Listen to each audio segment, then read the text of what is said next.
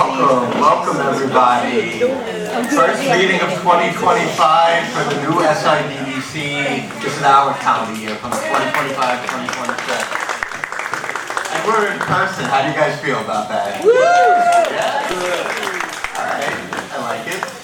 So what we're looking to accomplish this year is we're going to do a hybrid of in-person and remote. We had a lengthy discussion with all of the officers of SIDDC. Of course, we see the benefits of both. In person, it's nice to see our colleagues, our friends, network, have that interaction, just get together, which is great. That's what we've always done historically.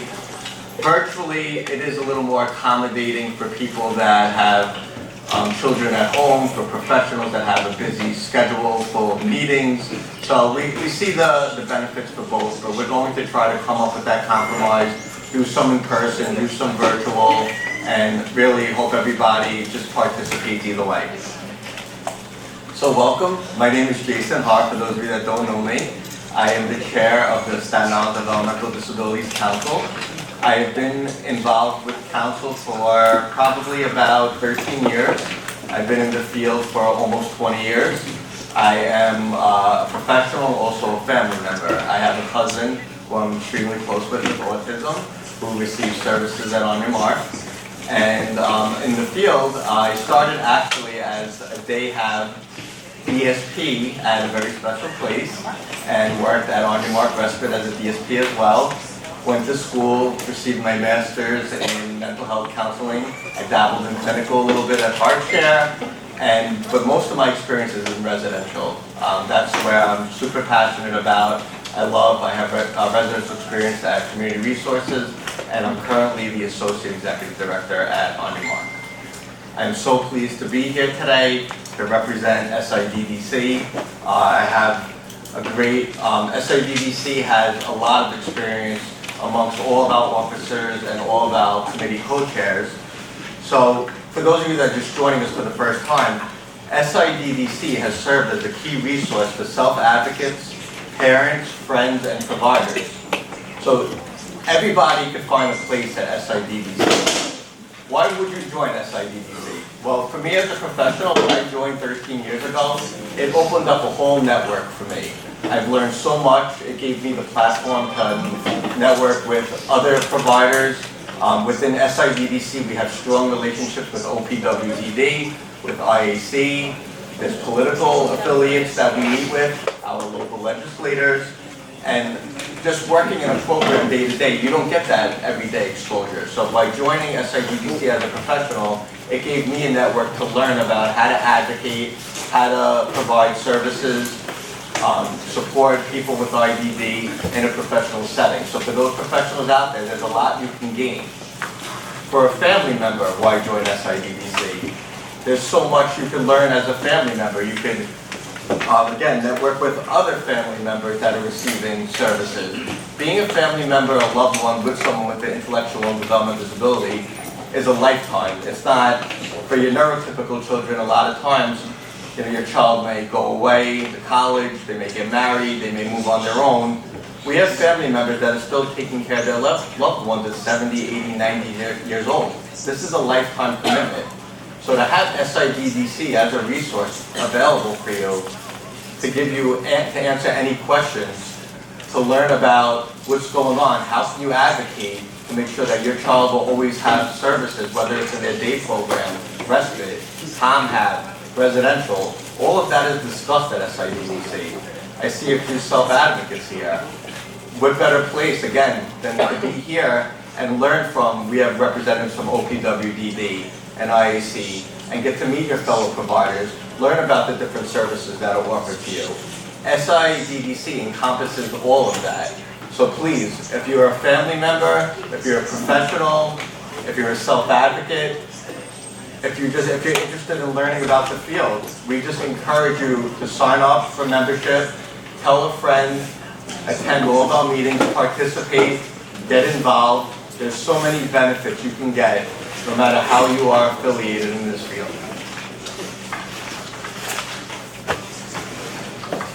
So today we're going to start with an OPWDD report. We're very fortunate to have our director of all of Region 4 who took the time to be here with us today, James Doherty, to give everybody an update. James?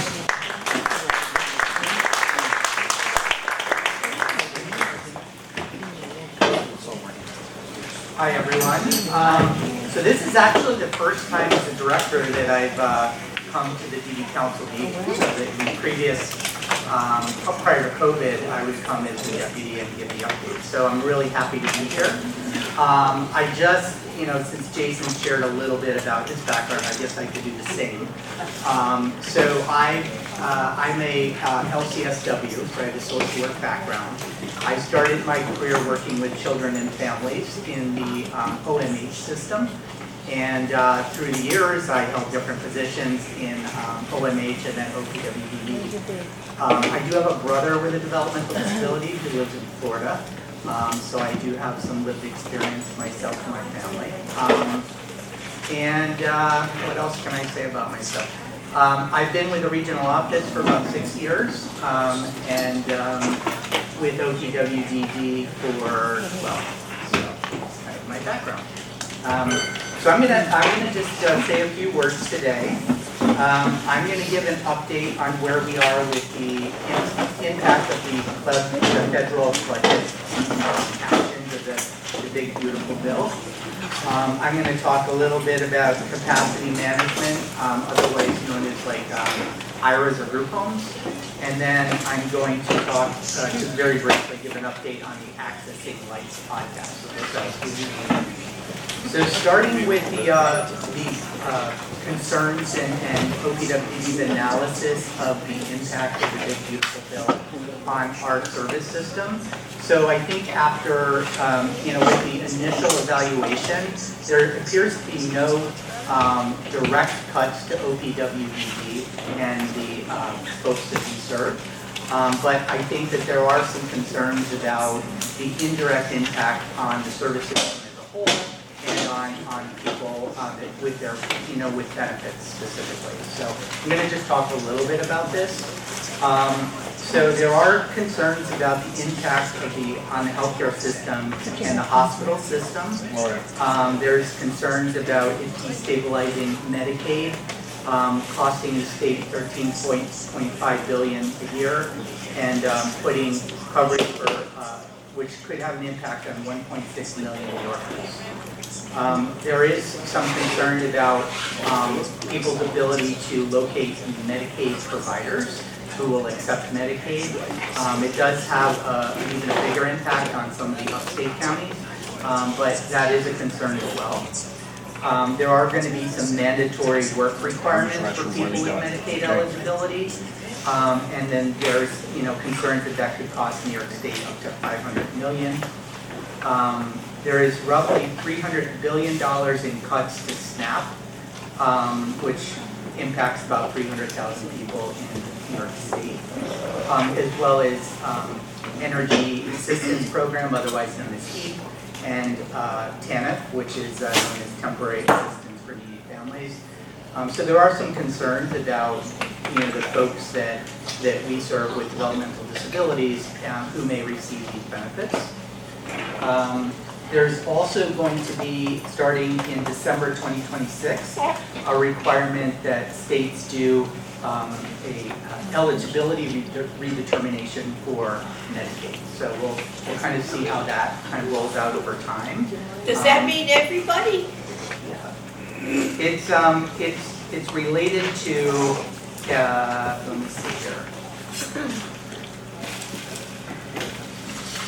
Looking at the details so I don't mislead you. It's happening now. Oh, it's happening now? They're Okay. sending out disability questionnaires, individual forms, and they're reaching out to doctors, Okay. to neurologists, to the schools, to the care managers to prove that your child has a disability. It's happening So that now is before starting. they review your Medicaid items. Okay. Thank you for that. There is a concern about cutting about $2 billion a year to New York State for its coverage of undocumented immigrants, most of whom are children with New York State funds. So those are the most significant concerns, and I think that there's, our central office continues to evaluate the impact of the federal actions, but I know that in speaking with different PD councils and family members and agencies, I think there are significant concern about how this might affect folks who are OPWD eligible. So shifting gears to capacity management. So that's when we talk about IRAs or ICFs or family care homes, those are all known as certified residential options for people. So typically, in years past, the way that people would be referred for residential was a very manual process. The care managers would put together, they fill out PDF forms and gather documents and send them into a shared mailbox. We would have staff, take the information out, put it in a database. So there's a lot of back and forth and a lot of manual steps that were required. So New York State did put significant funding into building a capacity management application, which is essentially an electronic system where care managers can submit referral packets directly into the system. And there can be interaction and requests for more information through the system. So it's a huge, I think it's going to benefit people all the way around, right? Because it's going to expedite the process. It's going to automate the process. Care managers are now required to update the referral packets annually, right? So when there's an annual life plan, the expectation is that the care managers would make sure the referral information that we have is most current. And also if there's a significant change to somebody's life that's waiting for placement. So let's say somebody is hospitalized or somebody has some life event that really has a big impact on them. The care manager would be expected to update us so that we have the most current information for providers. Quick question, this is implemented already or it's Yes. what's the name of the system? We love acronyms, so it's the CMA. CMA? But capacity management application is what it's called. So there's going to be, so this rolled out in July, but there's going to be 3 phases of this rollout. Later this year, hopefully before the end of the calendar year, we're going to implement a phase 2. And phase 2 is essentially more for residential providers, right? So the first phase focuses on care managers sending in the packets, updating the information, making sure everything's current. The next phase is for residential providers, which I'm sure Jason will appreciate. And so they'll have an ability to send into the system any vacancies that they have. They'll be able to request information through the system. They'll be able to submit. What we have to do as a part of the process is agencies have to, when they review somebody's referral, they have to send us back a form that says whether or not they feel that they can serve this person. So that's all going to be automated through this system. I noticed somebody's here from AHRC, right? And AHRC is another big residential provider. So I think that having this automated is going to really reduce a lot of the back and forth. And I think we all have to try to operate within certain parameters, right? And sometimes I think those parameters slow us down a little bit. So, we're hopeful that this will automate things. And then there's going to be a phase 3, which will be in 2026, and that's going to begin to fold in some of the housing subsidy information, right? So, housing subsidies used to be called ISS, and that's basically funding for folks that can live independently in their own apartments. So that would be kind of a phase 3 down the road. So, but there was a lot of, I actually was on the committee that developed this, and I think there was probably 32-hour meetings that I had to attend. So there's a lot of time and energy that went into developing the system. James, Yeah. a couple of Yeah. I think that's great that you're streamlining this. Yeah. This is a huge endeavor, I'm sure, on your end, but I think it will prove beneficial for agencies. Is there any changes in terms of the process and as far as placement, how they categorize it now with like emergency need, substantial need, current need? Is that still remaining the same? Yeah, that's the same. Okay. Yeah, Thank yeah. you. And we really do try to work with providers to make sure that they fill their vacancies, right? Because, when an agency carries a vacancy, number one, it's somebody that's not being served, but number two, it has a fiscal impact on agencies. So this should help with that as well. But we also, just on that note, we do meet with providers who requested to review their vacancies and make sure that, we're able to help them fill those vacancies. So please offer it to us as well. Thank you. Good. So the last thing I was going to say was, I don't know if Siobhan covered this before because I haven't unfortunately been to one of these meetings in a bit. But there is something called the Accessing Life podcast. And so we have a number of peer advocates who work for our division of peer advocacy. Chester Finn, I don't know if you know Chester, and DJ Stasio, who's a real character. And so they have this podcast. It now has 8 episodes. It's on YouTube. I think I sent somebody at the DD Council some links that they could share out with the group. The most recent, I'll just read about the most recent episode. The latest episode is entitled Buffalo Bills Tackle Accessibility in New Stadium. So BJ and Chester actually have a conversation with some of the Buffalo Bills themselves to talk about accessibility in the stadium and some of the challenges that that they face. And I think that they've done some renovations. I haven't been to that stadium, but they've done some renovations, and they hope that there will be future renovations that will come to fruition in 2026. So check that out. There's lots of podcasts out there, but I think there's less podcasts out there, related to peer advocacy. So those are my updates. Does anyone have any questions about what I talked about today, or any other questions you wanted to ask? We have one in the back. Yep. You mentioned that in 2026, something about ISS funding. Yeah. Well, when you say that, what does that mean in that term? Like, what does that mean? Related to ISS, you're saying? Yeah. Okay. Yeah, so what I was saying was this computer system that we have is going to have a feature that is related to housing subsidy, right? Because there's a process where a care manager would work with an individual and family to submit an application to live independently in an apartment, right? So if somebody, their life plan supports them living independently, they may be entitled to get funding to be able to live in your own apartment. So if anyone has any questions about that, the CCO should be very familiar with housing subsidies. Yeah, because I live in that program. Oh, you do? Almost 2 years. December will be 2 Oh, really? years, so. Oh, that's great. That's great. I'm so happy you can take advantage of it too. Yeah. Thanks for sharing that. Can we get your contact information, please? Yes, you can. So my phone number is 646-766-3466. And my email is james.x.doherty, and I'll spell my last name, DOHERTY. And it's at obwdd.ny.gov.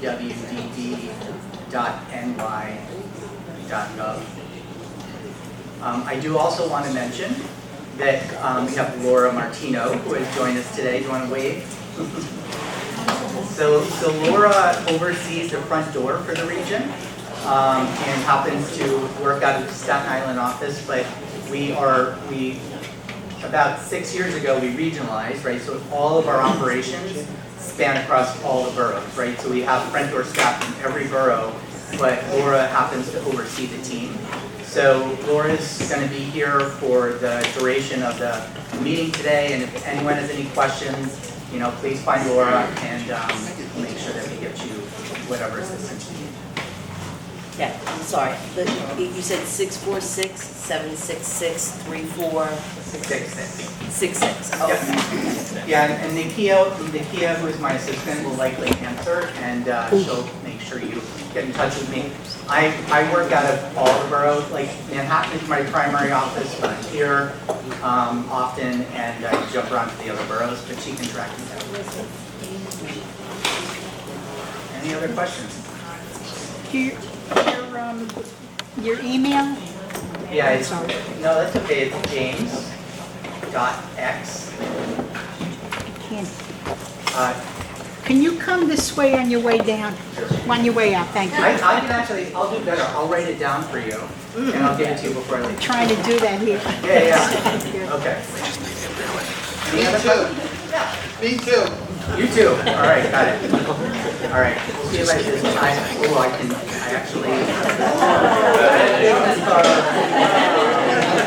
Okay. Thank you.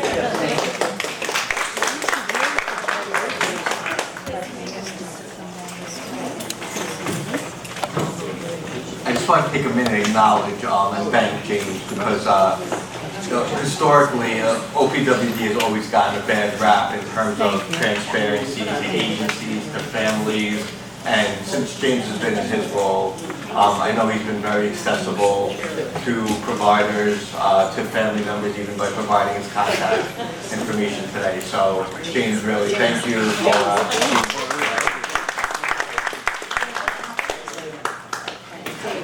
Unfortunately, we couldn't have a representative from IAC was not able to attend, so I'm going to share some brief highlights on their report.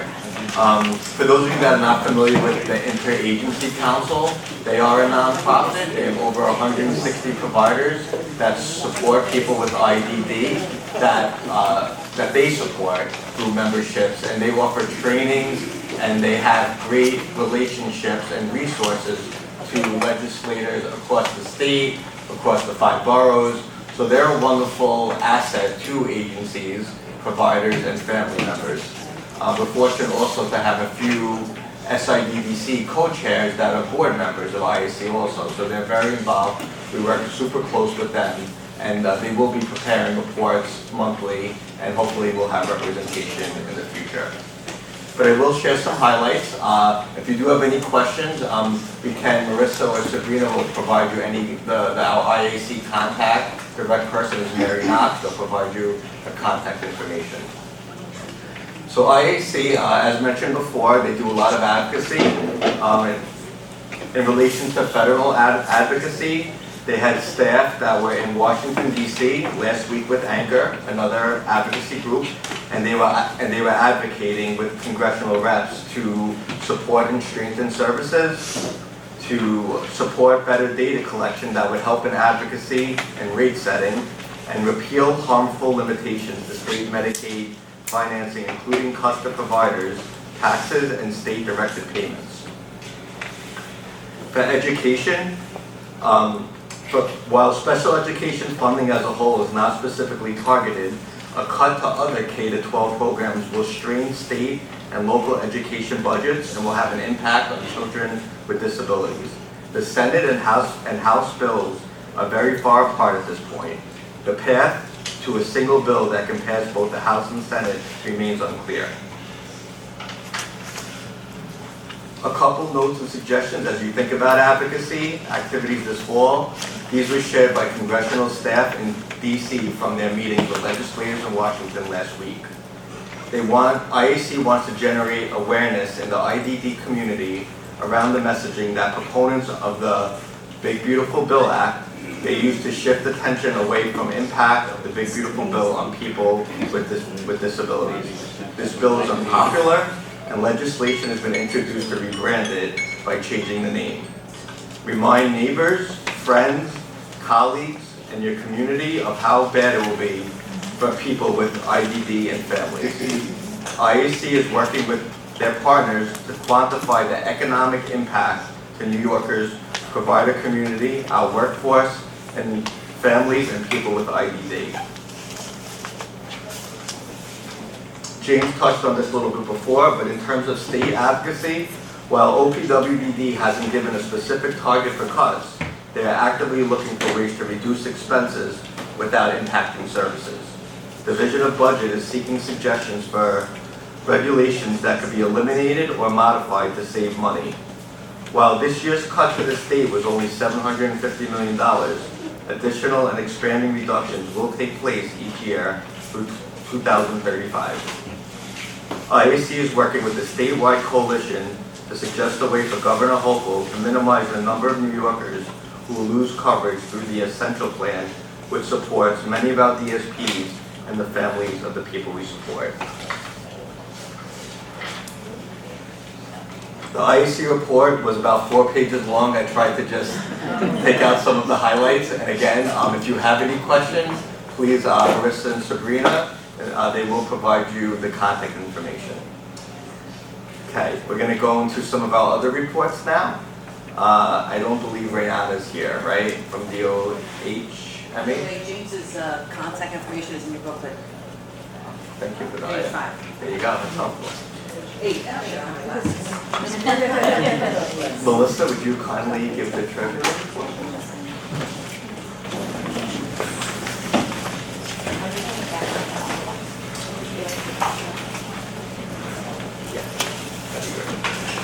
Good morning, everybody. So, when Jason was giving years, I was thinking, when did I become part of the council? 2011. My goodness, time flies. I've been in the field for over 24 years. I started out actually at the council as an information outreach coordinator. Then I worked at Early Childhood Direction Center, and now I'm a curriculum and training specialist at CP Unlimited.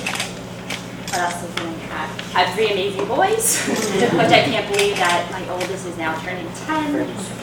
Crazy, and most of you watched my whole process. Get married, get a doctorate, have babies. So thank you for all being part of my extended family, so thank you.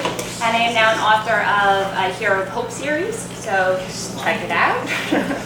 And it does cater to adolescents who have different types of developmental disabilities, finding the hero within and building their self-esteem.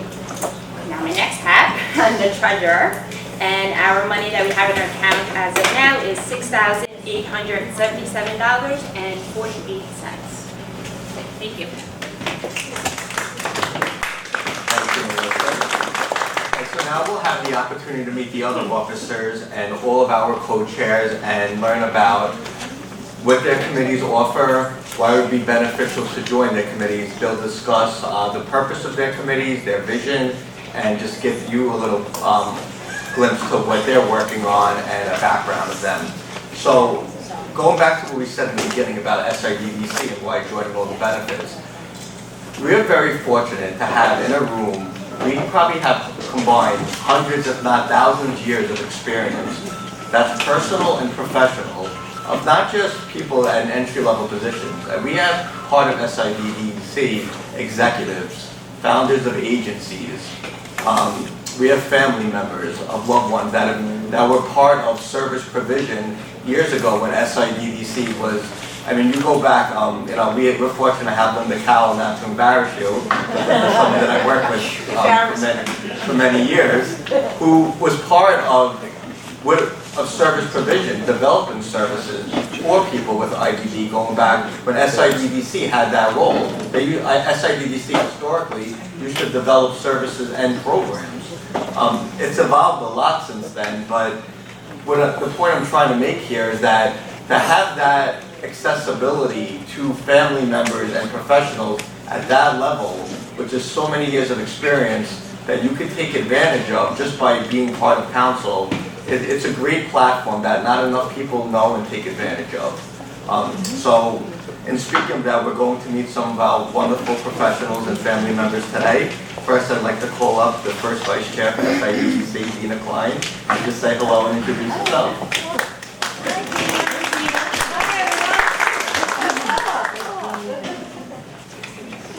By the way, and give them a heads up that they have to do this. I love it when it's natural. So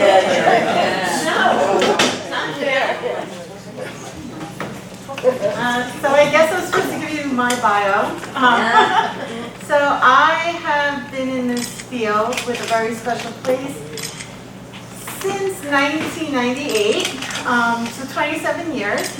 I was assigned to start going to the council meetings from the first time they started. That was part of what they told me I was going to be doing. And since then, I have chaired self-direction committee, and now I am the first vice chair. Professionally, like I said, I've been at a very special place the whole time.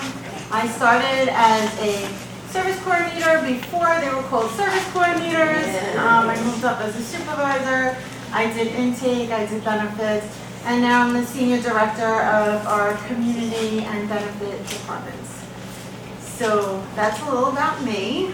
I've had nothing but great pride in being part of this committee.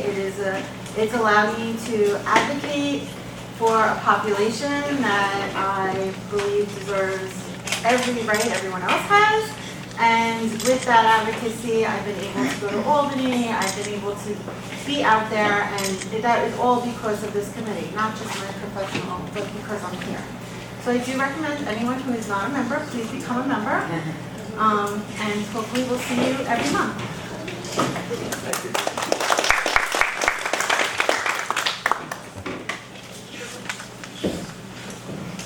Okay, now I'd like to introduce our second vice chair, Bialer, Ms. Ime.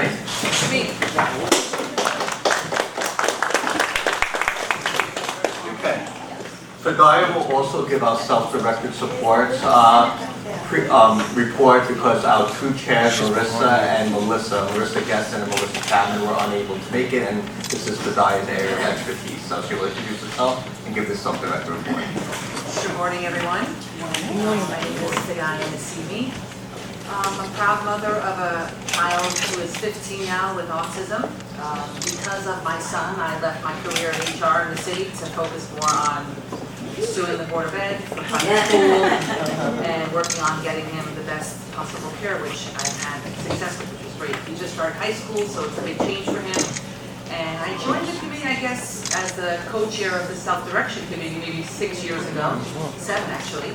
And I'm very proud to be a member. Besides the executives, I think what's most important, no offense to anyone, are the parents. We live this life. It is a very difficult life to live. And joining just power numbers, coming together and really focusing on what we need. It's, now it's a transition for me. It was different when he was in second grade. High school's a big difference. He's now in a school with 3,800 kids roaming those halls with other people. So you have your village, and this has been a really great opportunity to work with everyone here and helping my son, and also helping me work with the people that I work with as an independent self-direction broker for a lot of people. I'm going to give the committee, I guess, update for self-direction. I was on this for 6 years. But I also just want to mention before I go here, I'm advocating, when James was speaking, a lot of changes are happening to the Medicaid renewal process, especially for children or adults who are under SSDI with their parents who have to renew annually. And it's become very difficult. Not to get political, this is not a big bill thing. This has been going on for 14 months, way before whoever's in power is in power now. So this is just ways to kind of weed out the people who can't get it. And I unfortunately have a lot of cases who lost Medicaid, adults and children. So I've been acting as almost like a pseudo care manager at this point because I really want to help people. And I personally went to the Brooklyn office this week for my son's Medicaid renewal. And I'll tell you, as much as I know, I had all my forms. And they said to me, sorry, we can't take your application. It's not in the system. What do you mean? She's like, where did you get this application? I'm like, well, you mailed it to my house. So they literally didn't take his renewal because their application was not uploaded for them to see it. So, yeah, and what do I do now? So the point is, even though I think I'm smart and know everything, you really don't when it comes down to this. It's just a disaster. So I want to be able to help people. I'm speaking at a parent committee in October. We'll share it as well. Just talk about Medicaid, and Donna Max is going to speak about, housing and all that. But in terms of the committee, what is the self-direction committee? It brings back together everyone, care managers, designees, the participant most importantly, their family, partners, it could be a neighbor, working together to work on the budget. Self-direction is not for everyone, but if you choose to self-direct, this is a very important circle of support, and working together to help the participant. And they're having their first meeting, which is great. You can actually get the flyer in the back and just scan it. It's on October 15th at 12 p.m. And Marissa and Melissa, it's more like a Q&A, and what we can do with our budgets, etc. Any questions for me? All right.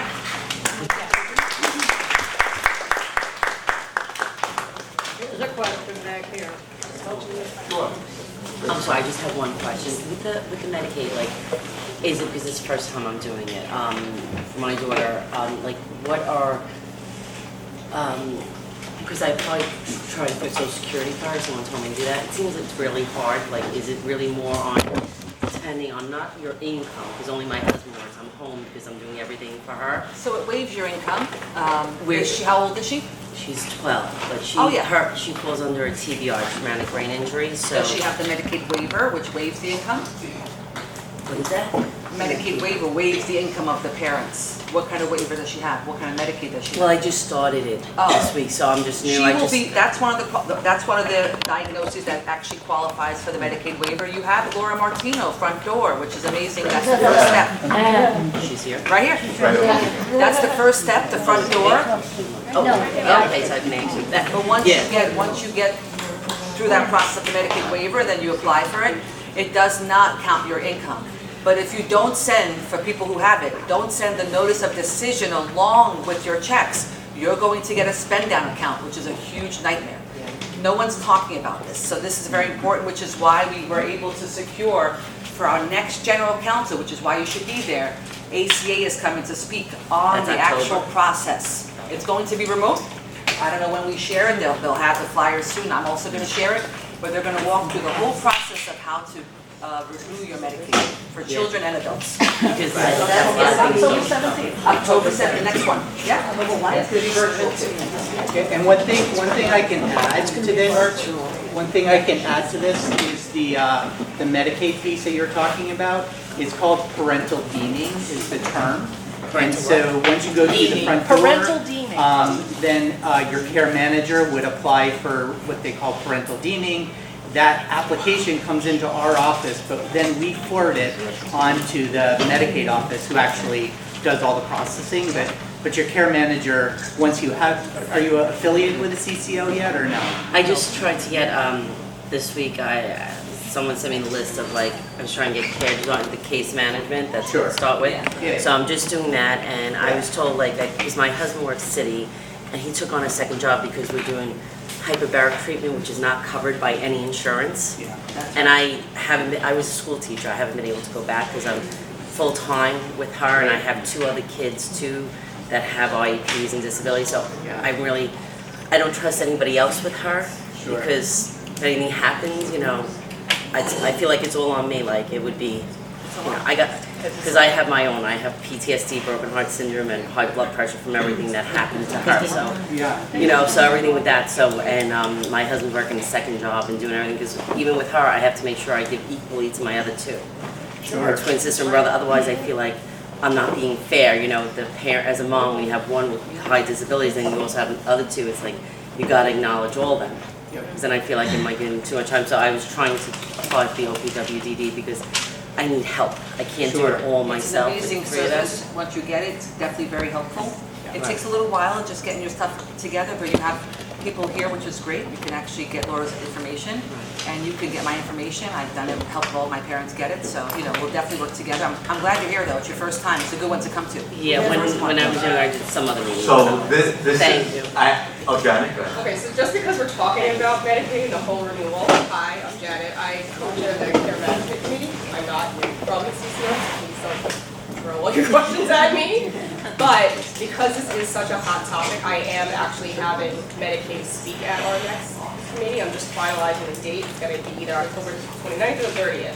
So I'm having somebody from Medicaid come and present on the application, the renewal, and all of that, because it is such a hot topic. So as soon as that's finalized, I'll get that to you. But since we were talking about it, I wanted to Thank make you. sure I said that too. Thank you for sharing. So this is a perfect example. Everyone, this is beautiful what SIDDC is about. To connect a family member who is navigating through a difficult system, who has a lot to contend with, which you're very strong, and thank you for sharing your story. But to automatically connect with an OPWDD representative that will be your first point of contact at the front door to obtain Medicaid waiver. It all happened live right here. And this is what we can offer and provide. We can facilitate relationships. One topic gets brought up, and then Fadaya mentioned coincidentally how next month we're going to have a speaker from a cash coordination company. And then Janet, one of our co-chairs, who comes with so many years of experience and strong relationships, and Tides was able to secure someone as well, so for her respective committee meeting. These are the benefits of SIDDC. We have a lot of professionals here that are dedicated and come with a lot of information. So please, family members, take in all this information. At the end of each meeting, please network with your colleagues, exchange information, let us know what you're looking for. And when it comes time for you to look for a CCO, I see there are representatives from Care Design here, there may be from other agencies as well. You can network as there too. It's just, it's an opportunity. So it's important to again highlight that. Next, I'd like to introduce our lovely secretary for SIDDC, Marianne Berger. She'll come up and kind of introduce herself.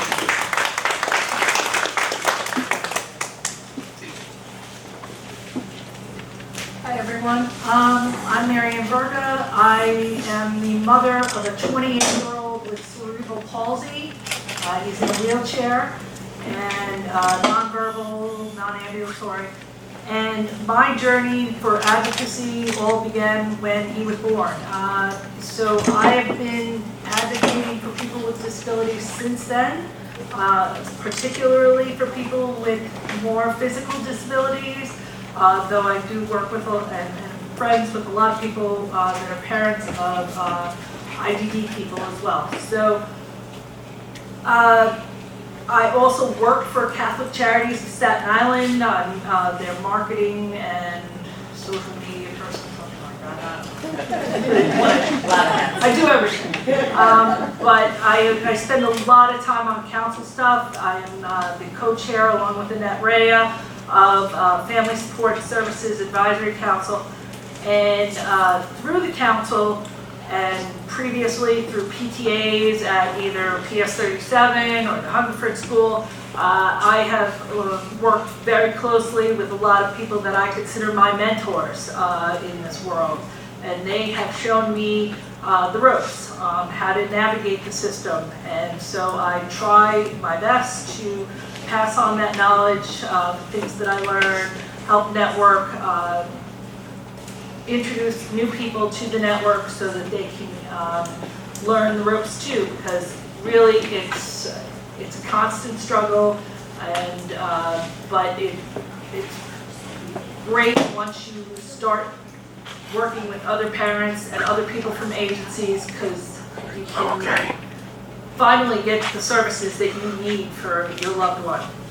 And so I encourage anybody that's already not a member of the council to join that, but there's also family support, family and parent support groups out there. There's lots of resources out there, and coming to the council helps you learn about those.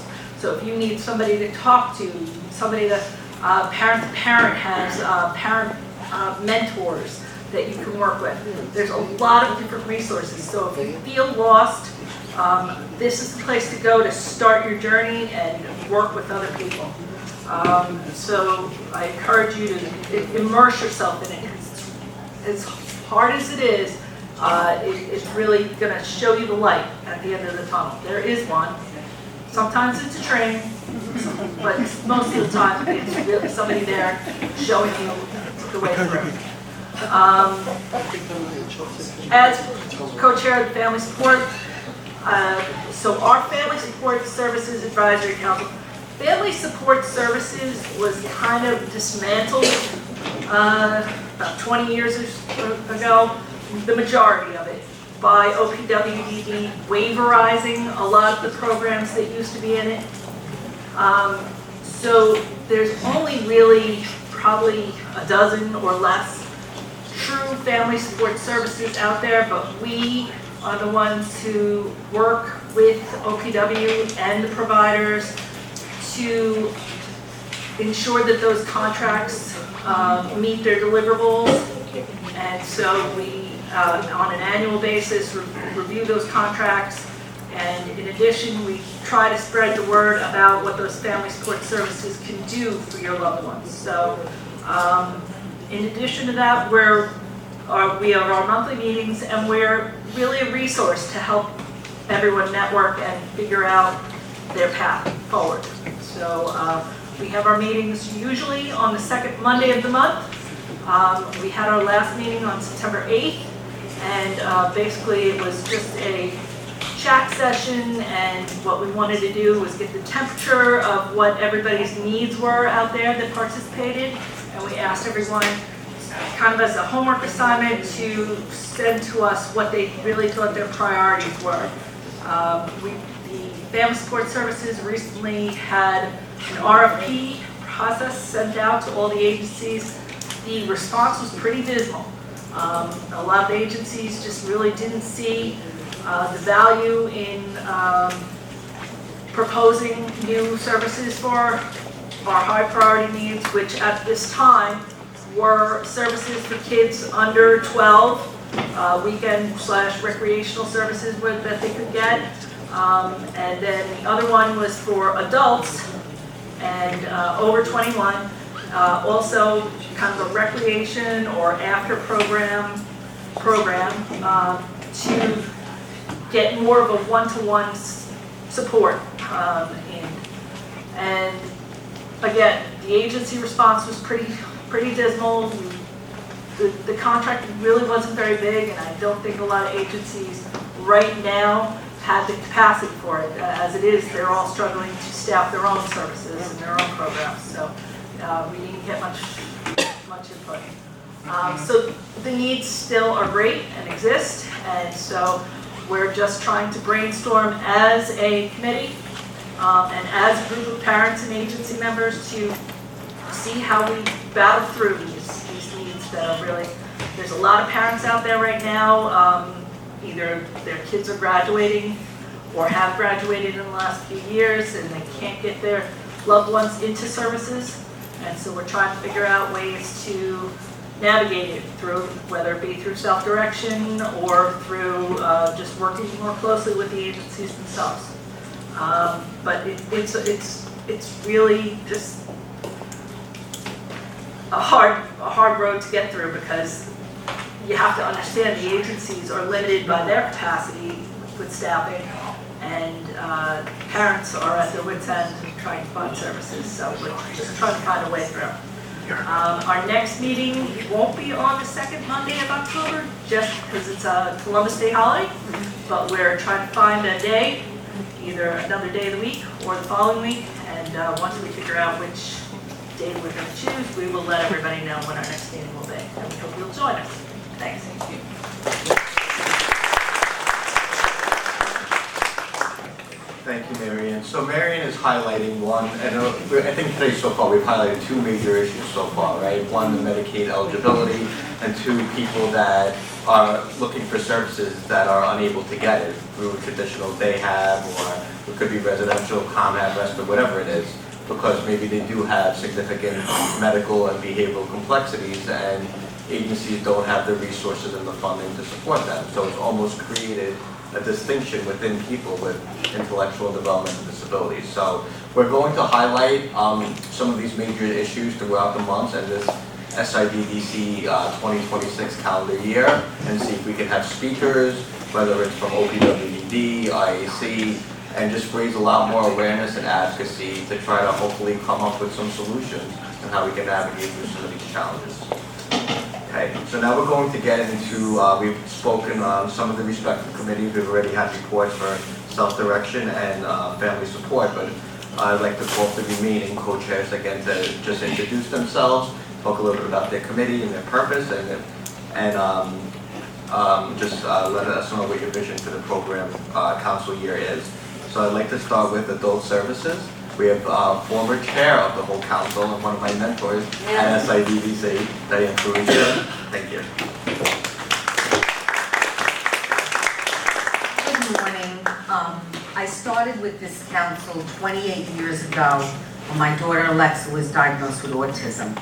And she, at this point, utilizes a lot of supports and services that I learned about through this council. So I can't say it enough. Join the council, continue to come, spread the word. As Jason mentioned, I'm a past chair of the council. I'm also past chair of Family Support Advisory Council, and now I'm chair of Adult Services. I also got involved with Community Board 3 about 20 years ago to advocate for group homes. And right now I am the chair of Community Board 3 and the past chair of the Health and Human Services Committee. And I'm glad to say, and Irene could vouch for me, I know she's here, we've evolved in 20 years. Like, we really came a long way with the community accepting our children. Yeah. And they are our children too, by the way. Oh, of course they are your children. And, you know, I'm happy for that. And I think it's all from the advocacy work that, you know, we do as parents and agencies on this island. I'm also the founding member of the Grace Foundation, which I'm very proud of. I am currently chair of their strategic planning, and I am their candle making teacher. I don't know how I got roped into that, but whatever. So the purpose of the adult service community is to identify and address the needs pertaining to those over 18 years old with developmental disabilities. Last year, we had a number of speakers. We had Donna Matson on housing. We did a talk on the benefits of an ABLE account by Jenna McCloskey. She's from the Office of the State Patrol of New York. We hosted a dinner for parents to come at Patricia's, where we spoke about what the needs are for our children. And we'll continue to do that. Jackie is always at our meeting updating us on the reimbursement disaster that happened and how it played out and stuff like that. So we'll continue on some of those topics, and we also would like this year to continue having an event. We did an event last year at PS 52 called Building Futures, Life After 21, where everybody gathered. There were vending tables and what have you, and I hope to do that again. We also spoke with Eli this summer, who's a self-advocate, and we'd like to steer our efforts to try and get more self-advocates on the committee. So we're going to work with him to hopefully make that happen. Right now, we don't have a date for our next meeting. I'm going to be traveling for a couple of weeks. Kathy's going to be traveling for a couple of weeks. But we'll secure a date, and then we'll get that date to Sabrina. So thank you so much.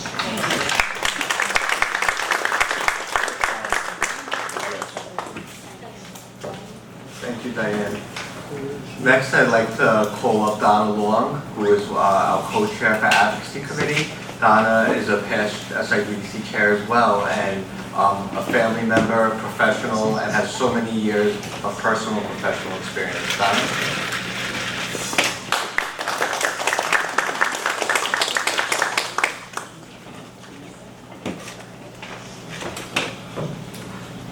Thank you, Jason.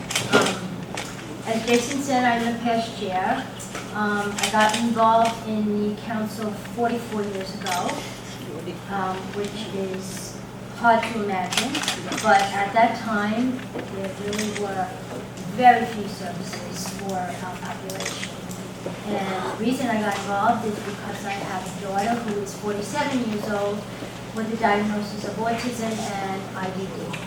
So it was critical to get involved and learn, which I did from being on the council and from the knowledge that was at the council. And I echo what was said prior to me, how important it is to be involved in the council and be a member, because we help each other and we learn from each other, and we have many, many resources in this room and for those who could bring it to us. So very, very important to do so. I am the present co-chair, co-chaired this committee for a number of years. I am a retired exec director of an agency. I am part of a statewide advocacy group, which funnels tremendous information that I can then funnel to this group. Very important. And I was recently asked to serve on OPWDD's task force for aging. Aging for individuals with IDD and aging caregivers, and I assume that was because I am an aging caregiver. And it's a very frightening time for us aging caregivers.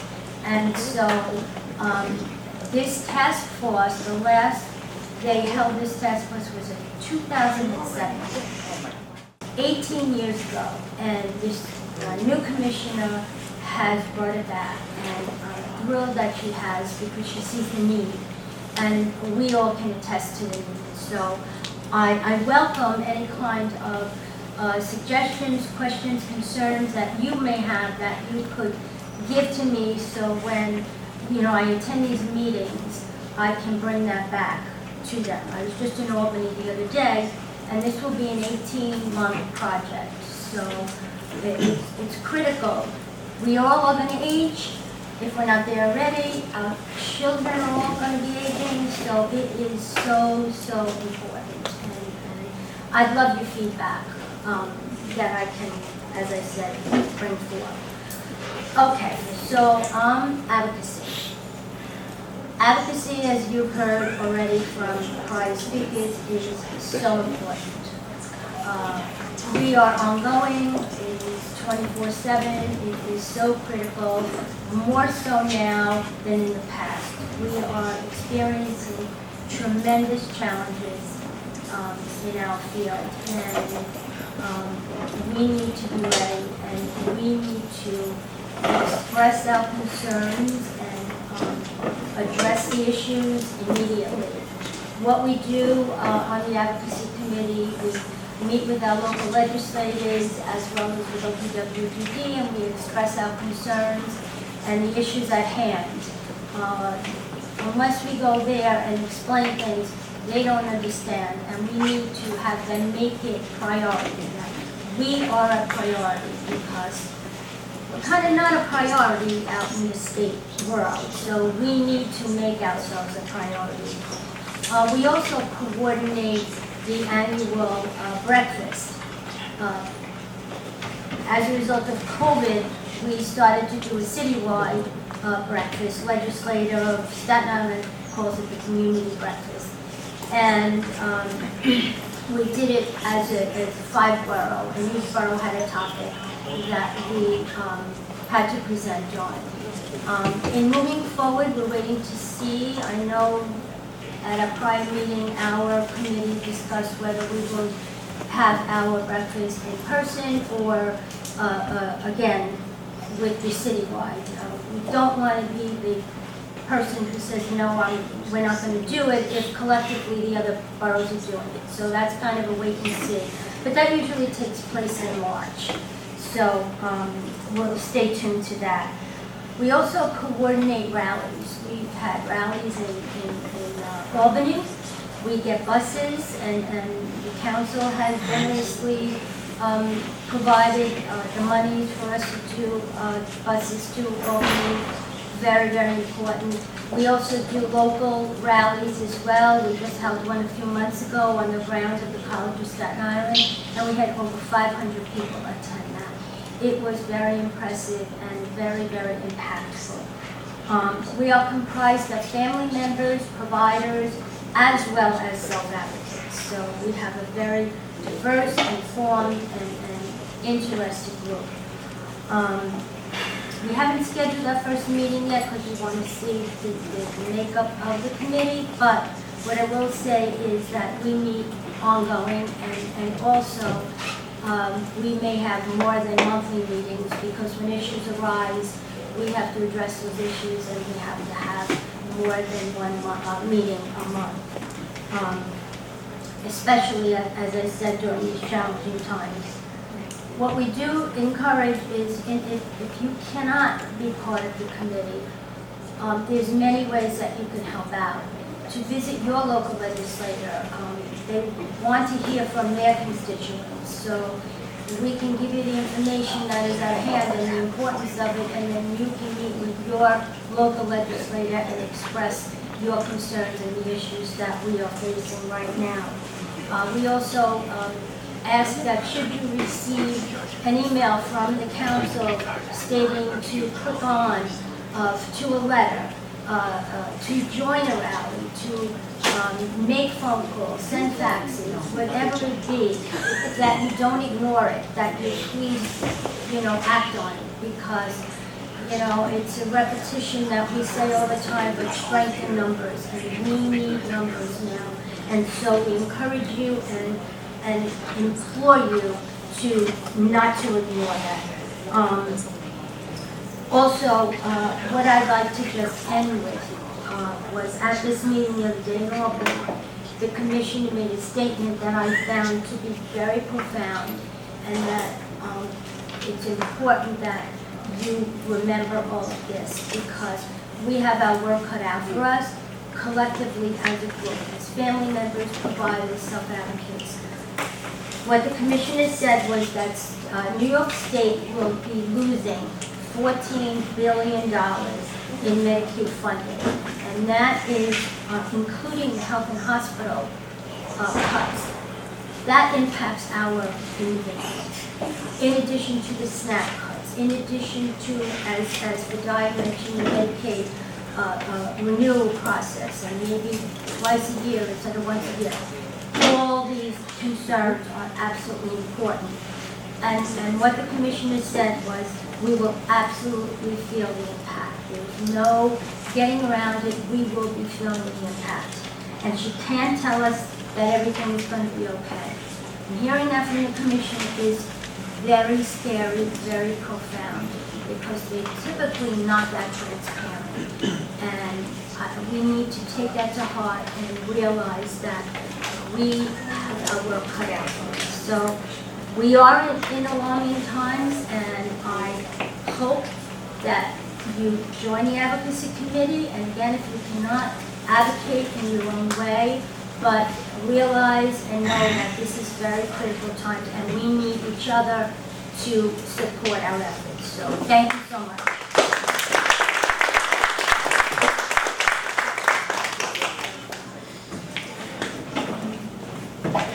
Thank you, Donna.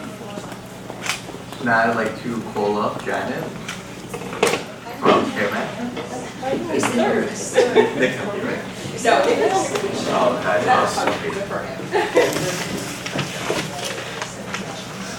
promise I will make this short. I'm Donna Mantia. I am currently the Director of Family Support Services and Benefits and Entitlements at ED2 programs.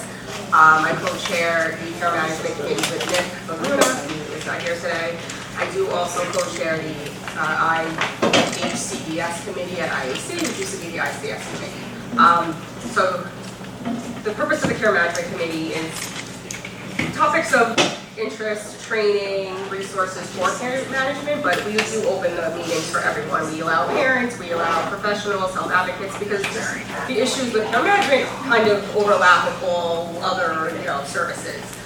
So that being said, that's why, since Medicaid has been such a hot topic across pretty much every committee, we did reach out to, I don't know how I managed to do it, but I sent an email yesterday and I got a response within like 20 minutes, so this is all like hot off the press. We are going to have somebody from Medicaid actually present on Medicaid renewals, Medicaid applications, the website, spend downs, all of that stuff. So it's going to be either October 29th or October 30th, we're just finalizing. So I'll probably have that date early next week, and then I'll start sending it out, and it'll be open to everyone who wants to come. Individuals, professionals, health advocates, things like that. So since I'm here, we are trying to find somebody to present on the CRO and capacity management application. I know James left and did send him an email yesterday, but if anybody knows someone that can present, we've been looking at this for months and we think it's a really important topic because of all the changes. So I just figured I'd put that out there. All right, thank you.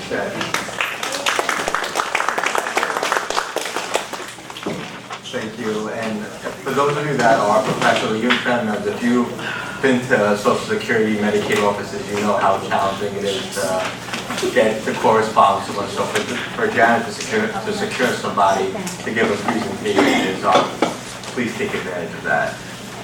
Okay. Community excuse me, before we go to community outreach, family resource and transition grant,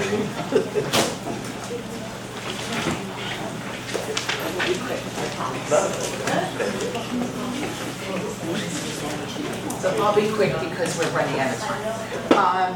I'm Irene Kappa. I am a former chair of the council, two-time secretary, second co-chair, first co-chair, two-time secretary because you don't want me touching the mic. So, yeah, you don't want me to do, so I skipped that. But Kathy Noack and I are also the IAC representatives. So, in case you don't know that, the council has two IAC representatives that are on the board of IAC, and we attend the membership meeting, and then we send out the meeting minutes and the notes. So it's about communication. It's about getting the information out to you in a timely manner, because we get it out the same day, and then we get to talk about it. I've been in the field for 42 years. I've been on the council for over 20. I started in group homes. I'm ending in group homes because I'm that Associate Executive Director at Eden 2 programs. So the Family Support and Transition Fair happens once a year, and it's going to be April, hopefully. We're contacting the UFT again. Their schedule doesn't come out until January, so we won't be able to book it, but it'll probably be April. And for those families and self-advocates, it's a way to, there'll be at least 45 agencies represented, including Social Security, including, the government agencies. So it's a time, please come to it, please tell one friend, and so on, and bring people, because you get to talk to the agency representatives in person and get contacts and get, talk about what services are appropriate for, your child. They're adorable freebies, so you get to go in and get all the things too. So we're going to start the meetings in October, and if you want to join the council, please let Marissa know. They're all virtual, all the meetings, and we only have about 3 or 4, but topics is, we have usually two talks, so we want to have your ideas. If you don't want to join the meetings, just email us your topics. The other thing I want to say is that I was touched just an hour ago when a mother presented some struggles, and every single person who had any type of experience or resource jumped in, and I'm proud to work with a bunch of people who give up their own free time, who are dedicated to all of our children, all of our kids, and there's nobody here that you can call that won't find out the answer for you and help you no matter what it takes. So I'm proud to be affiliated with all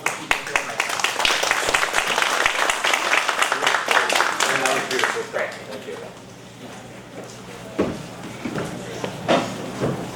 Okay, thank you, Irene. Now we have a video presentation from our community outreach team. We have pictures. It's a quick one. So Mary Jacobson is one of the co-chairs along with Michelle Koza, who is able to be here tonight. And I failed to mention that I was a co-chair for about 8 years, and I just can't leave community outreach. I'm still here.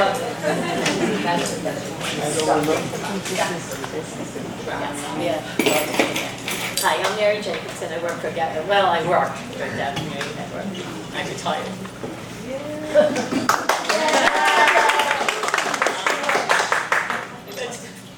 Yes, I can do a win that does lunch now. I've been there for 28 years. I've been on the council going with 15. I am the co-chair of community outreach. I love it. And I love to know people and learn something new every day. Okay.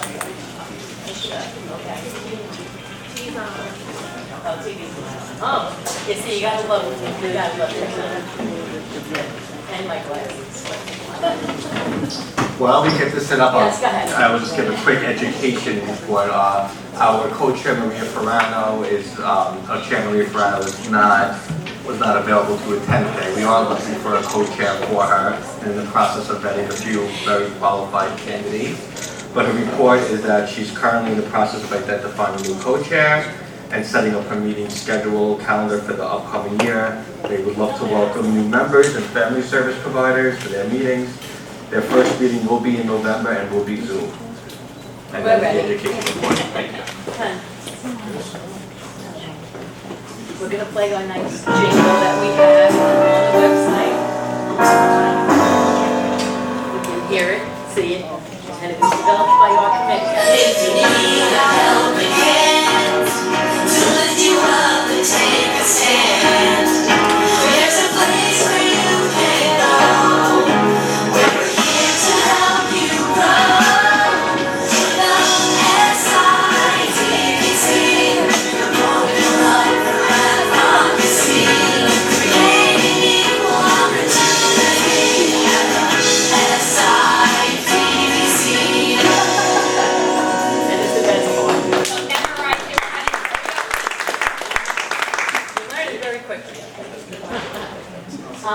A little bit about community outreach. Obviously, it's community outreach. We do go to many different places.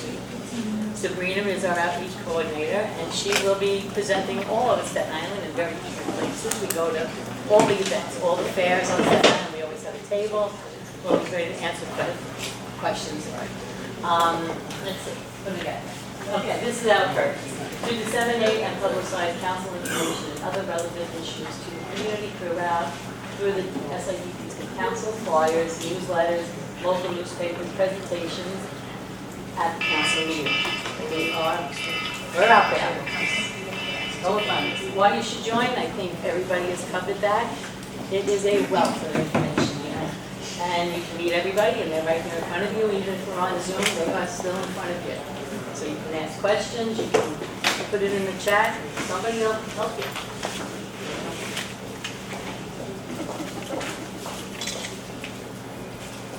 And it just talks about we have flyers. The flyers are all located on the website. You just go on to like other events and you'll see the dates when the meetings are. And if there's a link to join the meeting, it'll be right there, and you click the link and you go. Or you register and then you get it. So these are always on the website. Joining on the website. This is the website. We have nice pictures, and then you can follow along about committees. We've got resources. That's where all of the agencies are located. You can call the agency and go and see what they offer. I mean, I work in the preschool program, but we also have adult services. We have residential and everything. So you can go on one-click shopping and see what agency actually provides. And Sabrina has been doing a fabulous job keeping everything current on our website. Do you want to stand up and just wave to everyone? This way. It's all fixed up now, so you can go. It's really happening now. Meetings will all be current. Everything's there. Contact information is always there, and that's always updated all the time. We have to join button. Write down whatever we can call that, and we're tech savvy all the time. These different, that's okay. Sorry, it's okay. We have different ways of joining. You self-advocate, so you don't have to pay. You can also join on self-advocate. Parent, caregiver, an agency that's and people that work like, that's how I was here. My agency decided that they wanted to have somebody come to the meetings and that's me, and they paid their fee, and I got someone with that. You also joined as an individual, which now I am, and I'm joined. So they have a lifetime membership, which is, that's how you got it. Talk about the lifetime. Lifetime membership is wonderful. It's a bargain, I joined. Yeah, it is a bargain. You don't have to worry about it every year. Paying, and reminding you to pay, you know, this and that. $100 and you're in it forever. So you really don't want to be in it anymore. And we have a vendor section, which is vendors out there that offer services for self-direction. And you can go on that, click on that, and that's another kind of fee. And fees or no, we don't. Go on the website and see which part you feel you belong. And you have a paper copy in front of you as well. I don't have one. If you go on the website too, you can see all of the different committees on there. And again, when you join a committee, it's not you join one committee and you're done. You're going to grow with that committee, which is a beautiful thing, because then you're just going to continue to meet new people, network. So you just have to find a committee that speaks directly to you. Yeah, like that education, so that would be for the smaller children, but for the children that are 21 and above, 22 and above. Then you can go into adult services, or you can go into the residential or advocacy. Or join multiple committees. Join anyone that you want, yes, that's true. You can join our committee, we meet today after this meeting here. See, we have video, so it's all here. Yeah. There's the calendar, we show all the calendar dates that are coming up. As you say, you click on that, and it'll come up, you'll probably see the flyer, and then also embedded in the thing is the link. Join or to register. Some of them are join, some of them are registered. These are just some of the nice little pictures that are all of our events this year. This is highlighting a social media that you can join.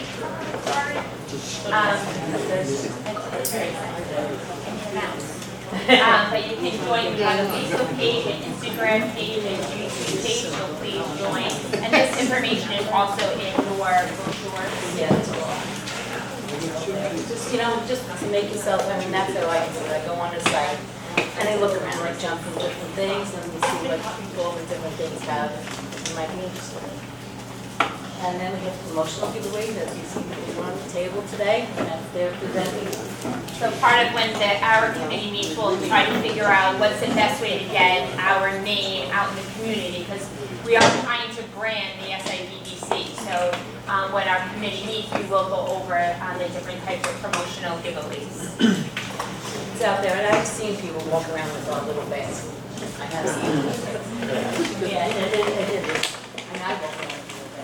Okay, and then time kettle, it's also worked on, in the last couple of years, we've been trying to get translation into families that don't, English is not their first language. And this is where we can use a lot of your help, because it's about getting the word out. When we have our in-person meetings, or when we have our resource fair, I was very excited this past resource fair, we were able to use a time kettle with a mom who spoke Mandarin. So it was really nice, because she had an earbud, I had, not an earbud, earbud. She had one, I had one, and we were able to communicate. I was able to take her around to all the tables, which is a beautiful thing. This is just for our in-person event, so please spread the word. It's 42 languages, all different dialects. So we're just trying to get the word out there so we can have families come, because they need the information also. We feel that that's a barrier that we're really trying to break. I mean, the school that I worked in, we had a lot of Spanish-speaking families, and they wanted to do this, but in the beginning, they just didn't say it. And hopefully, it'll increase every year. Yes, I do chat. We are going to start this again this year, so for the people that are on committees and stuff, I will be reaching out to you. We're going to do it, it's all via Zoom, we're going to do a little 20-minute thing, we put it out on the social media. Explain all that we've explained today. But if you get it, share it as much as you can so more and more people know about it and tune into it, and then it explains everything. As you can see, we've all done our own thing, our faces are all there. And again, it's all about getting the word out. You know, we keep saying it's strength in numbers. And I know, like Donna had mentioned, we had 500 people at the last rally. When I hear 500, it kind of upsets me a little bit, because I don't want 500. I want to get to those thousands. We have so many great families on this island, and we have so many wonderful people that we are supporting. We want to get the word out there and get as many people as possible, and that starts with all of you helping to spread the word. Strength is in numbers, and the more people we have, the more people are going to listen. You're going to get the news channels. You're going to make it known across the state instead of in our community. We have to spread that word. Well, pretty much our goal this year is to get self-advocates to join our group. And join our group and tell us what they would like us to do to them. You know, they all have something to say, and a lot of them are very good at saying. So that's what we're going to try this year. We're going to try to come up with an event for them all to go to, and we'll host it and bring everybody together. And let's you know, have a forum kind of thing, hopefully later in the year, or, you know, just things. If you have any ideas, please join today, or email me, and Michelle, who's also. No, I just talk, I just don't stop. And, you know, just email people and just, any ideas how you can do it. You know, if you know of an event that people might be interested in going to, that would be wonderful, and then we can be there. You know, like, I used to work at Rabs for 100 years, and. Good question. Oh, I'm sorry, what's the question? Oh, I didn't want to interrupt you, that was like, no, that's doing fine, this. that's fine. Hi, so I'm David. I'm the principal of James P. Murphy in Cottonville, Staten Island. I had the pleasure of having Daya's son, Bashir. It's my first year. Glad he's doing really well. So I wanted to know more about if I were to pursue running for the education co-chair. Is there some sort of application situation I have to do? I know, Jason, we were talking. Sure. But is there, we could talk afterwards too, but is there like some sort of application that I have to fill out, or do I just email you? Yeah, no, thank you. So we could certainly correspond. Okay. We do it's not a very thorough vetting process. Sounds good. We are volunteers, so Okay. you know, we look at experience, we look at participation within the council. Sometimes we are able to make exceptions if someone hasn't been as active in council or relatively new, but want to be involved and are qualified. We can certainly make accommodations at that point. So I'm definitely happy to have that discussion, and thank you for expressing your interest. Yeah, thanks so much. No, it's a big deal. Absolutely. Because we really try to work on like younger children, because we're all obviously getting older, and we need people that have the little ones, and then we go to the bigger ones, so we need them in the council. So anyway, you can reach out to them if you want to phone, and nice. Mom and education. Thank you, and fill out those membership forms. Thank you, Mary. You know, Mary did just retire, and she's still remaining on SIDDC, so appreciate your service, and Melissa for always supporting that committee. Appreciate that. Okay, moving along, we have Health and Clinical Services. Jane Cooper is here. Jane?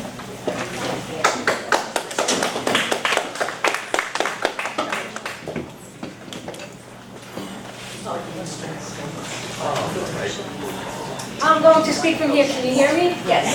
Okay.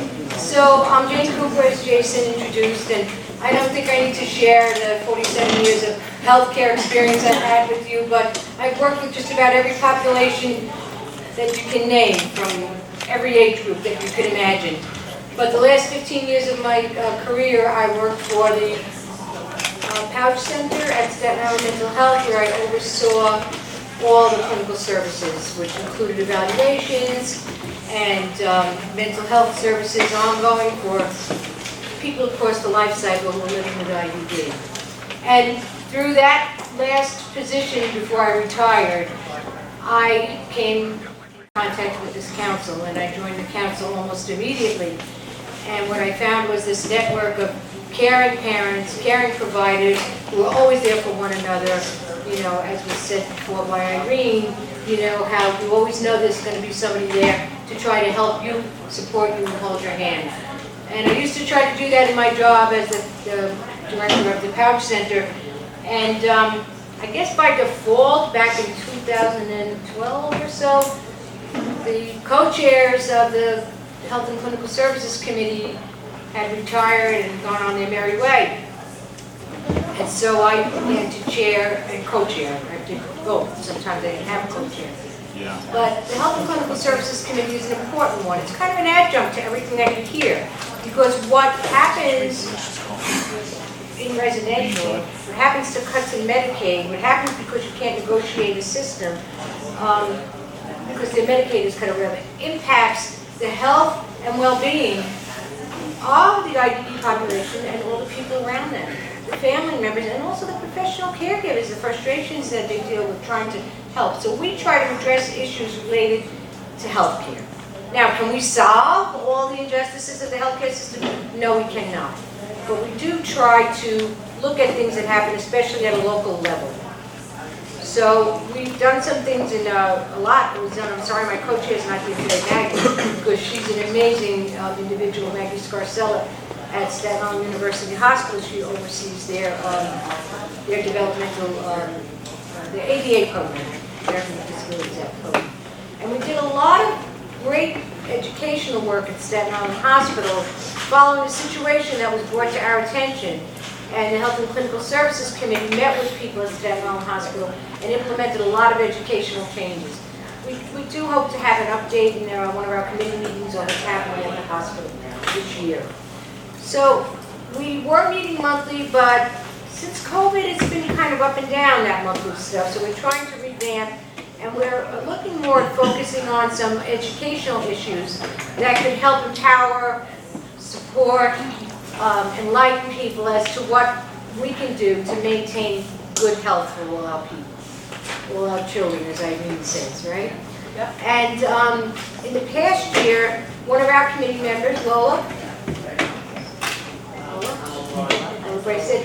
brought a speaker to our committee, Dr. Keller from New Jersey, who is a neurologist, and he gave us a most informative presentation on dementia in IDD, and we do hope to follow up more education on that in the coming years. The other education we provided this year was on availability of dental services on Staten Island with Dr. Jamenta. And she was excellent, and I'm sorry that more people did not participate in that, because that's one of the issues that people often contact our committee about, is dental services. So we are trying to continue along those lines. So some of the other topics this year will be the follow-up on dementia, maybe updating on what's happening at Staten Island University Hospital's education program. Some people have expressed interest in nutrition, which I think is extremely important. And my personal interest is probably medication updates on what's going on in that field. So I'm going to try to work with one of our committee members who might have a speaker for that. So we don't have a meeting date set yet. We're hoping to meet sometime in October, but we don't have a date set yet. It's pending like the availability of a speaker. And we welcome you. We look forward to anybody who wants to join our committee. You don't have to be a member of an agency. You don't have to be working. You can be a parent. You can be an interested community member. You can be a retiree who wants to keep active. We welcome you. Yes, in the back. Hello. Hi. I just want to say the hospitals have to be trained a lot better on how to deal with individuals. Because what I went through, 100 days with my daughter, was disgusting. I'm so sorry. We can That's all I'm saying. We can talk a little later if you'd like. Maybe something our committee could run. Can't go back and change what we went through, but sometimes we might be able to take a little initiative, write a letter, do something in support of people. So I'm so sorry that you had to go through that. You know, the turnover in hospital staff. I worked in hospitals many years, and the turnover is so rapid. And what starts to happen is you have people who champion a program, like I'd be a champion of a program like the Pouch Center. But a lot of the champions move on, and gains that were made often are lost, and people suffer, and no one should suffer. Okay, so please consider joining our community. Thank you. So as the chair of the SIDDC, Diane introduced and facilitated a relationship. I'm part of the Family Partnership and Council for Northwell, for Staten Island. So if anyone is having any issues or concerns with hospitals, Northwell specifically, we do have a contact there, named Thomas Lancero, who is their chair of their committee and a hospital employee, and he's very receptive and a pleasure to work with. So you could speak to us offline, whether it's Jane or myself. Maggie is part of that committee as well, and she can certainly connect us to providing any type of, just to ensure more collaboration with the hospitals. Okay, I don't think we have anyone from membership and guidelines here today. Gail and Pam. Okay. Pam said she sent her notes over. Okay. All right, I didn't see if she did. That's okay. Pam. So we have Gail Decker and Pam Minkoff are our chairs for our membership in Guidelines Committee, Residential Quality of Life, Iris Goldberg and Danielle Eisenberg were unable to be here. I'll just speak very briefly on that committee. Their first meeting is scheduled for October 10, 2025. The purpose of that committee is to just identify and address any issues or concerns for people with IDD that live in residential settings that can be certified or non-certified. We have a parent on there and a director of residential services on that. We have, that committee is composed of family members, self-advocates, and agency providers. I'll highlight for that committee would be that every year they do something called the Robert Witkowski Direct Support Professional Award, where they provide awards and a little small cash recognition to DSPs that are nominated by agencies that meet a certain criteria. It's a ceremony that SIDDC does. We do it every year, and it's a beautiful day. Okay, last but not least, Willowbrook Legacy, Janine.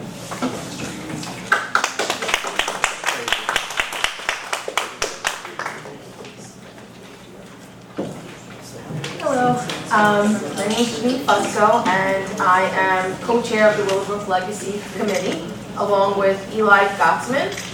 Unfortunately, he couldn't make it today, but he is a very wonderful self-advocate, as you mentioned, Diane. So he'll be at our next meeting, and I'm sure you'll love to hear from him.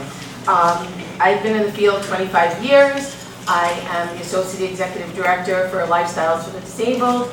I do not have a child with developmental disabilities, but I do have an uncle who has multiple sclerosis, and he is wheelchair bound. He is like a father to me, so I can relate to being in the hospital and having to explain to the various doctors and nurses that he cannot walk and he has MS and he cannot cognitively understand what's going on with him. So on a personal level, I understand what it's like to live with someone and take care of someone that has a disability. And so with the Willowbrook Legacy Committee, we're trying to raise awareness to the Willowbrook Mile. We're working closely with CSI team to enhance the maintenance and provide guided tours, and potentially getting the high schools and junior high school and college students to be aware of what went on at Willowbrook.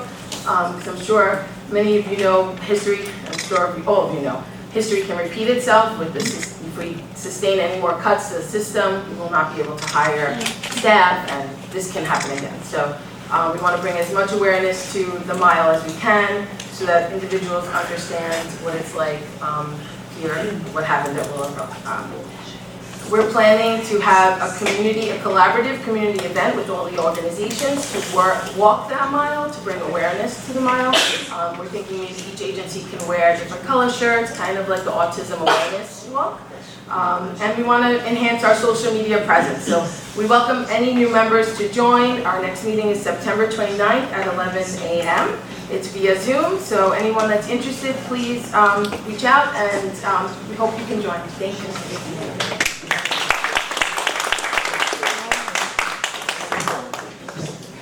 Okay, before we depart, I have one other special acknowledgement. Marissa Corey, so I was saying your maiden name, excuse me. Marissa, if you could just kindly stand up. None of this is none of this meeting, anything we have tonight would not have been completed and done so well without Marissa, who is an SIDDC employee, who worked very hard to put all of this together. So thank you, Marissa, for that. I see we have a couple of questions. Linda? At this stage of my career, I don't have any questions. Couple of comments. I'm Linda Cowell. I've been coming to these meetings since 1975. And I have a few, it's my job as senior citizen to say things that haven't been said yet. See laughing girl over there? And walker user over there, I've known them since the 70s. Ellen comes to us from Brooklyn. Over the bridge. And I've known Jackie Tripodi and Annette Reyes since their babies were born. And I'm one of those who saw Melissa before she was married and then all of that. So, a couple things to say that I've been reminded of during this meeting. You all have to take care of yourselves first. I didn't do a very good job of that, and I'm paying for it now. So, in order to take care of the families, you have to take care of yourselves, because I've talked to parents and professionals in the last year who are in burnout, and this is a heavy burnout field. Yeah. So, take care of yourselves, because that's the only way you can take care of somebody else.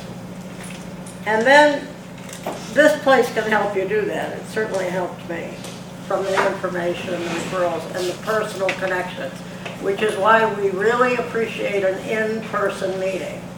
Ellen told me that at the other boroughs, if they get 10 people, they're lucky. Yeah. This is Staten Island. It all started here. It all started here. We have a legacy to protect. And so that's one thing. The other thing I'm reminded of is that this Medicaid thing really scares me. It was meetings in this building, in a different room down at the other end, from the council that inspired me to become a teaching economist. Money is a tool, and we cannot live without it. This is why we need the agencies, because parents can't do it alone, and the agencies can't do it without us. And as Arthur Palevsky used to say, the parents are the conscience of the system. So remember that, pat yourselves on the back. And the other thing, in a rather skeptical, sarcastic way, Genevieve Benoit, the late great founder of ABSP, she and I used to agree that MR is contagious. So Fadia's story about the Medicaid computers, that's just proof. It's just proof. It's the nonsense we have to put up with. And the other thing, I saw a t-shirt the other day. T-shirt wisdom, don't let the bad days win. I'm passing that along. Thank you, Jason.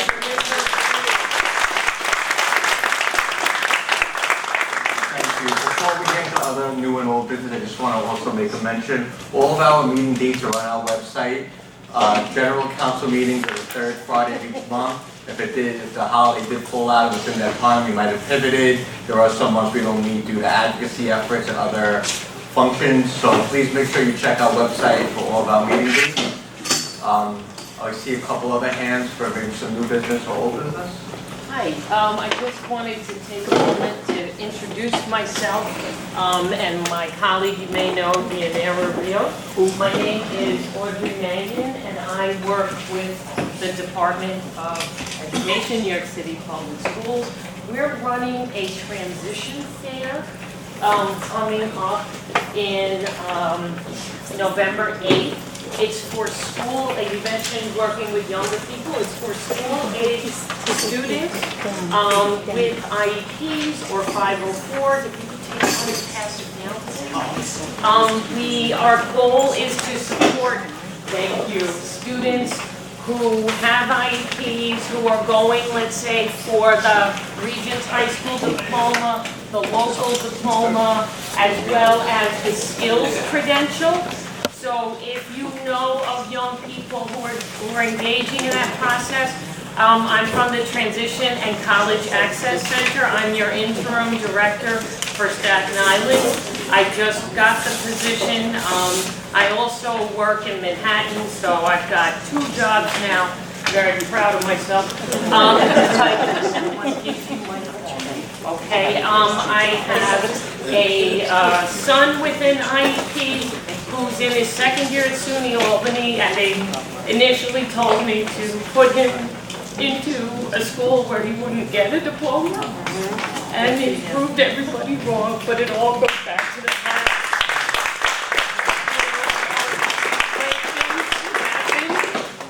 But we're here to support, and we have this coming up for you, and if you'd like to go, it's in Manhattan, it's at John Jay, and we'd love to see you. Thank you. Thank you. What was your name again? Audrey, A-U-D-R-E-Y, last name Mangan, M-A-N-G-A-N, and my email address is amangan2@schools.nyc.gov. And just email me if you're having a question about school, and especially those years right before the child or the young adult now leaves. We want to be there as a support to you to make sure that your child is getting accessibility accommodations on the college campus. It could be they need access. It could be that they need their tests to be time and a half. The accommodations that might have worked really well in high school can happen on the college campus, but it's under the Americans with Disabilities Act. So the young person has to actually ask for it themselves, and you as the parent cannot be the driver of those meetings. It has to come from the child. But college is accessible, it's open, and let's take advantage of it. Yes. Sorry, could you please repeat your email address? Sure. A-M-A-N-G-A-N, and then the number 2. The 2 is important because I was a Mangan at one point, now I'm a Mangan 2, at schools.nyc.gov. And we work closely with OPWDD trying to support families when the students are younger. I'm talking junior high school. Once your child hits 14 and you think you might need OPWDD services, that's the time to connect. And we also run pre-employment transition services through Access VR, meaning your children, while they're in high school, can get free, individualized or in-group learning about self-advocacy, job exploration, post-secondary readiness, as well as workplace readiness. And we are also the only institution on Staten Island that runs the SYEP program, but the kids can use the hours and the time towards their high school diploma, because our program is run by certified teachers. That's a little different from the organizations. You have great organizations out here. I'm definitely a newcomer because I'm from the Bronx. Sorry. But, you know, I'm here to help and support, and I'd love to get more of our young people get on that track, because I'm living proof that it can happen. We could really use you, both of you, on the education committee. Please join. Well, between the 2 jobs, I only have small counties, Manhattan and Staten Island. Thank you. Any other new business? Yeah, hi everybody. I just want to introduce myself. My name is Lori Podvesker. First and foremost, I'm a parent of an almost 23-year-old with ID and DVD. And I also work at Include NYC, which used to be Resources for Children with Special Needs. And I've recently been assigned to Staten Island, and we help families for free at no cost with children birth through 26 with suspected or known disabilities. We do workshops, we work directly with schools, providing support to staff around improving outcomes and parental engagement. We also have free parent support groups, in person, virtual, both in English and Spanish. And if you check out our website, you'll find a lot more resources, and I hope to see all of you more often. And this is a pretty powerful room as a parent of a 23-year-old. Historically, and hearing everybody speak. And Ellen, one of my original mentors 20 years ago, I wouldn't be here if it wasn't for her. She's also from Brooklyn. She's also from And I just want to say thank you, because it's exactly what I needed to hear. So thank you.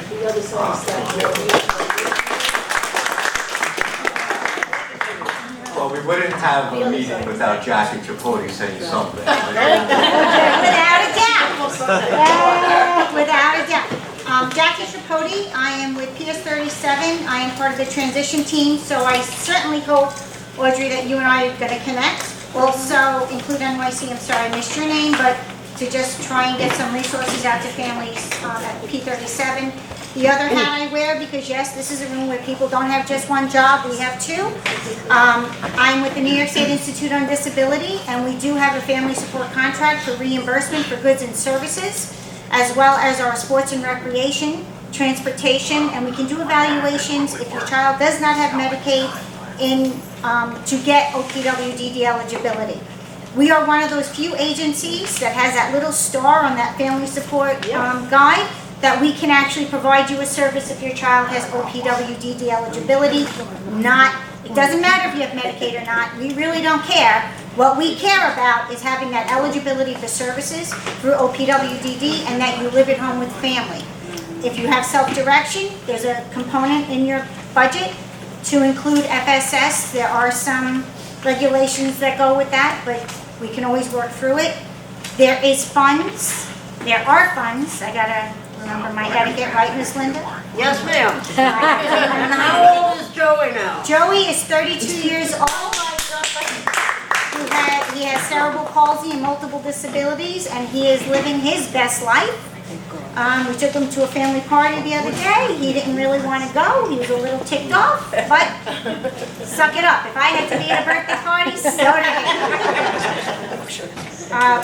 he. But as you know, you led to, I am a parent. I have twins. Joseph has multiple disabilities, currently lives in a residence, and again, is living his best life. But I've been part of this council, 1999, I came in, because this was the only place you could get access to resources. So I do. If you're not part of it, be a part of it. Come, be here. You'll get the connections. Linda helped me through. Ellen, did I not torture you for? I tortured you for years to just get information. Still does. You are not. It is what it is. No, we're here to help, and we're here to get support. So thank you very much. Thank you, John. Last word, since my name got tossed around. Absolutely. My name's Ellen Q. I live in Bay Ridge, which is the left coast of Staten Island. It's not really that far. My son is 47. The point I'm trying to make is the year he was born was 1975. Prior to that, there was no law guaranteeing any education or services for individuals with disabilities. The regulations took 2 years in New York to write, 1977, right? If those regulations hadn't been written, if families hadn't agitated, which is what we do, you wouldn't be here today. Granted, it's hard, and when you come in new, it's confusing. The only recommendation I would have is that from now on, you put up a poster with all of the initials. Oh my God, people who are new to this probably get lost. But the other thing is, as hard as this is, there has been change. Better, I think. Perfect, never. That's what we're working for. But please don't go home and slit your wrists. This is a work in progress, and it's also a child growing beautifully. Thank you.